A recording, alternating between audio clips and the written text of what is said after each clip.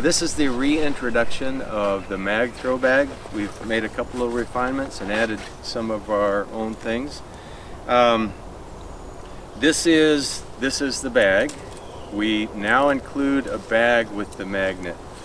The bag is full of steel shot so that it can be attracted to a magnet. It's got a small D-ring that makes connection and easy, less likely to snag on little stubs in the tree. And you'll notice that it's also slightly squishy. Some throw bags now seem like they're really tight and really hard, and this is intentionally designed to be a little squishy so that when this strong, powerful magnet attacks the bag, it gets a flat surface and gets really good contact so that you can pull this through foliage, trees, and over branches generally without it coming off. So it can go anywhere and have a really strong connection to the bag. So the magnet itself, it's a very strong magnet. It's got a stainless steel eye.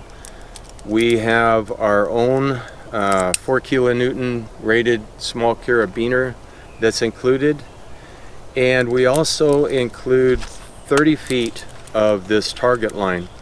The target line is very snag resistant, doesn't tangle easily, and I find for short lengths in the tree where stretch isn't an issue, that this works really well. So that is the MagThrowBag. When I deal with it in the tree, I use my hand, finger, thumb, pinky coil method, and it makes storage and handling very, very simple and very efficient in the tree without tangling. So let's do a quick little demonstration on how this works. I've done other videos on how it works and some of the this will just be a couple of the configurations that we find particularly useful. The way that you set this up, the small D-ring is just strong enough to hold the magnet together for the throw. So what you're going to do is you're going to put that magnet, it's going to connect to the small D-ring. Alright, then on the other side where that isn't, take girth hitch, is very simple to do, and this length here can be varied depending on the size of the branch you're going to be throwing over. Obviously, if it's a really large branch, then you need a longer tail there.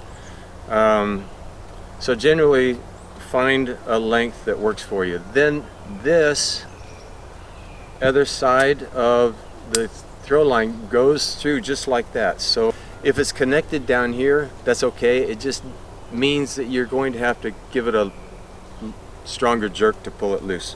So if it's configured just like this, if you look at the magnet, it's on the top of the D-ring, and the D-ring is girth hitched through the line. This is the line with the throw bag. This is the line with the magnet. So it's going to be just like this when you throw it. Now, when I get ready to throw this, I'm going to demonstrate this and imagine this is my tree. What I'll do sometimes, and you can attach this to your harness, you can put your thumb through here. Obviously, if I'm just throwing it like this and I let it out, I might lose the whole thing. So sometimes what I'll do is I'll put the end of the loop, I'll put that end of the loop in my hand right there, so I can't let it go.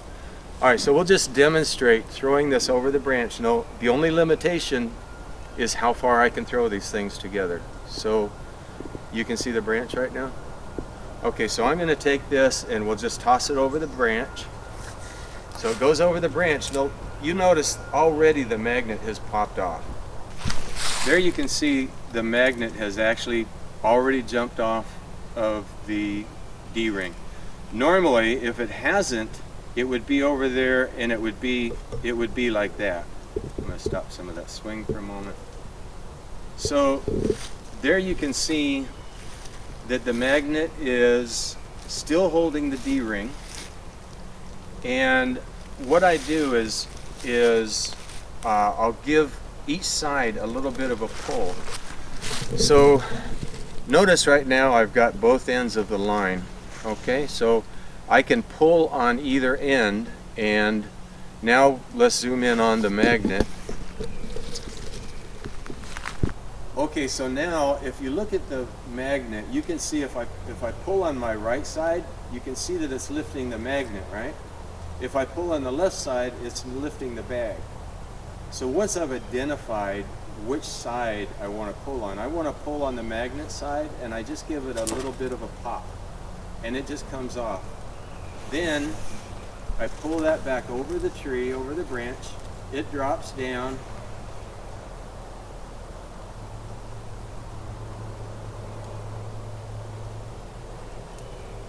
I let it drop down, and it's going to swing over and catch the magnet, or catch the throw bag. All right, so once I've got that configuration, now I start pulling the line that has the bag on it, and it comes up over the branch.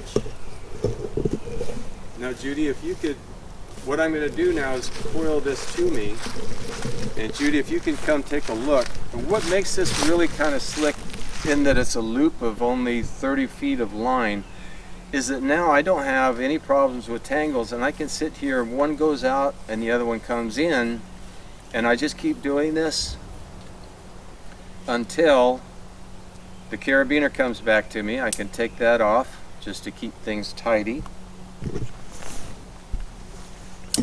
That can come off, and now once I've done that, I've just got a really clean installation. I've got my two lines. I put my climbing line on this, it comes back over, and I've now set up a life support connection for my traverse. That's the basic technique. I'll show you a couple other things you can do that sometimes may be a first choice before you do this. But the nice thing about this is actually a life support connection for a doubled line. Now you can set that, once you've got both lines, you can set this up for SRT leg or DDRT, however you want to do that. But now you're in a position where you can actually set a life support connection to that branch. So now I'm just going to coil this end of the bag up, because we're going to use just the single line. So this will just kind of get what I'm not using out of the way for the moment. But with the single line, say we've taken our climbing line and we've tossed that over a branch someplace. If you have one of these cambium savers, the metal cambium saver, it's kind of slick, because now you can just take this magnet, you can swing that over you can swing that over, and then bring the climbing line and that metal cambium saver to you that way, and then you're ready to do your traverse. Another option, if you don't have the metal cambium saver on there, or you're not going to use one. So now we've taken the MagThrowBag and we've put that on the end of our climbing line. I think this is fairly obvious. And so you throw that over the branch wherever you're going. Take your magnet again. Probably helpful if it's not swinging a lot. You're going to take your magnet with wherever it's hanging, and you're just going to bring your magnet over and grab the bag and pull it that way. Now obviously that would be hanging a little more. So now that I've got both ends of my climbing line, I'm ready again to set up a life support connection for a traverse or another part of the structure of the tree.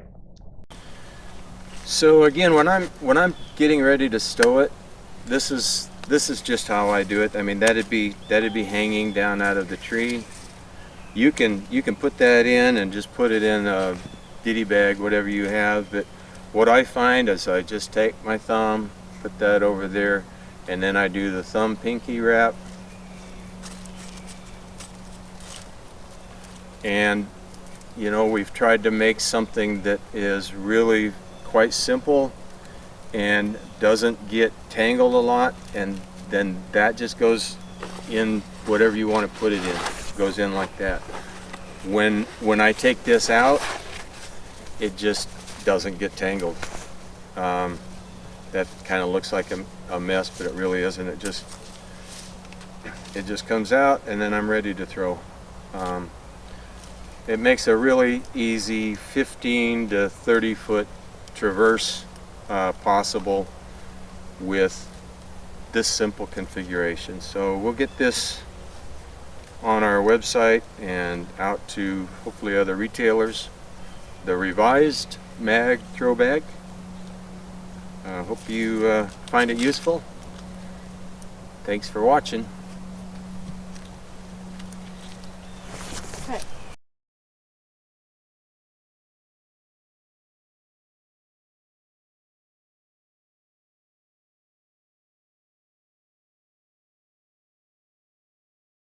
And of course, if I'm in the tree, I've got a place to swing this down to. You can swing that over. You can swing that over.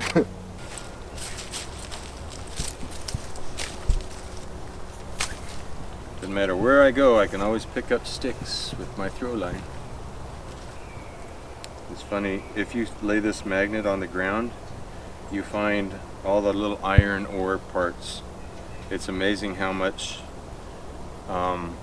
magnetized material or iron type material is just laying in the dirt. I guess that's why we get so much iron. Cut. Right off. Okay, did we get it all? Yeah. Hopefully the sound is okay. I think it's still recording, isn't it? Yeah, I don't know how to turn it Yeah. off. Yeah. It's still recording. There's a button.